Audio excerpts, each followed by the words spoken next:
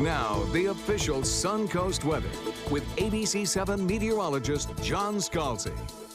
Temperature outside is a warm 82 degrees. Dew point now in the 60s, and we have a south wind at 15. We'll watch that south wind switch even further to the southwest as we head into the remainder of the afternoon. We started off with a northeast wind, then it went to southeast, now we're at south. So we're going to work our way around the clock here on this frontal passage.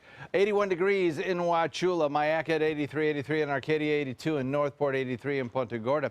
Closer to the coastline, it's a little bit cooler, especially on south-facing beaches. 82 Sarasota, 80 in Venice, 79 in Inglewood, 82 in Bradenton and Parrish, and 75 degrees Longboat Key. Across the entire area, we have no radar echoes yet, but we're seeing some showers trying to make their way a little bit closer to the shoreline. As soon as that wind shifts southwest, I think the progression closer to shore will be a little bit faster.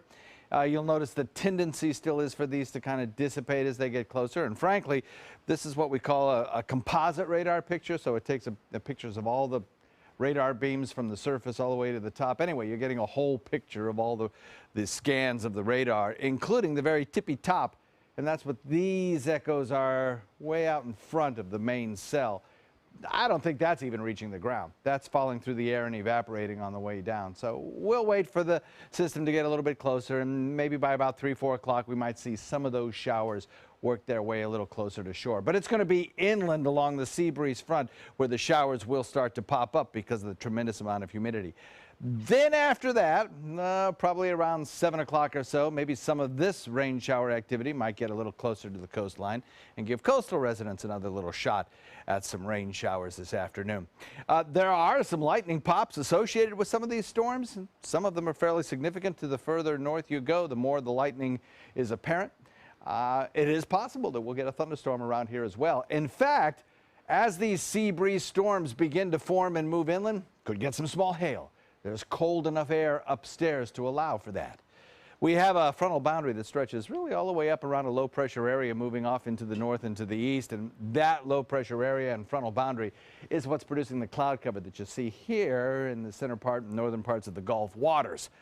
That's gradually going to get closer to us, and it's going to bring us that chance of rain, but it's also going to bring us some delightful weekend weather.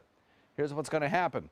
Our southerly wind flow, which we're getting right now, and the frontal boundary, which will lose some of its energy the further south it sinks as it becomes more east-west as opposed to north-south. That front will eventually twist our winds around to the southwest, and once it's past us tomorrow morning, high pressure will build in. Then our winds will swing around to the northwest, and that'll draw down some slightly drier air. Again, at this time of year, these are not particularly powerful or effective fronts. So they kind of limp through and bring just the kind of kicker necessary to help produce an extra shower or two. More importantly, they twist our winds around from the east to the southwest and bring the higher humidity our way. Saturday clearing, and that clearing should last right straight through the weekend. Showers build along the sea breeze front initially, then a few showers come our way later in the evening with the main cold front passage, and then tomorrow it all clears out and we are left with a beautiful weekend.